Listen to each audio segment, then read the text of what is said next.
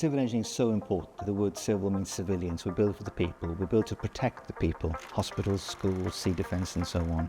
So it is pretty fundamental to get these things right. The key themes of the BEng in civil engineering here at USW would be initially, I guess, construction and materials understanding effectively, and then the basics of foundation engineering, geotechnical engineering, the ground if you like, and then thereafter structural elements, and the ability to understand the environmental considerations and the control of water, for example. The course is not all about lectures. A lot of the stuff takes place outside the lecture environment. Practical activities, for example, surveying field trips and construction site visits. So it's important that they do that, have a more rounded graduate, so when they go to the workplace, they're ready for their employment and can sail through that process.